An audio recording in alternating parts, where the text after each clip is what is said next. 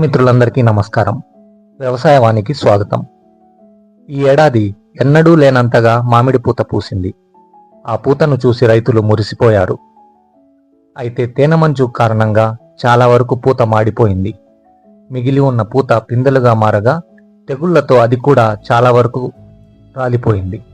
అయితే ఈ ఏడాది మామిడి చెట్టుకు పెద్దగా కాయలు లేకపోవడంతో దిగుబడి చాలా వరకు తగ్గే అవకాశం ఉంది.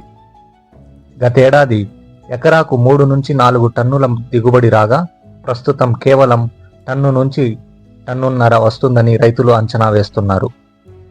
మరోపక్క పశ్చిమాసియాలో నెలకొన్న యుద్ధ పరిస్థితుల కారణంగా విదేశాలకు మామిడి ఎగుమతులపై అనిశ్చితి ఏర్పడింది.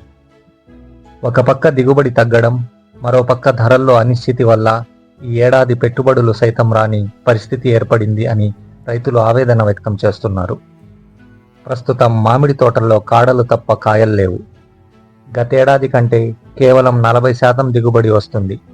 దీంతో పూత కాయలు నిలవటానికి, తెగుళ్లు రాకుండా సస్యరక్షణకు, ఇతర పనులకు పెట్టిన పెట్టుబడులు రాని పరిస్థితి ఏర్పడింది. ధరలు ఎలా ఉంటాయో తెలియదు. యుద్ధ పరిస్థితులు సైతం ధరలపై ప్రభావం చూపుతున్నాయి. వీడియో నచ్చితే లైక్ చేసి కామెంట్ చేయండి. ఛానల్ సబ్స్క్రైబ్ చేసుకోండి.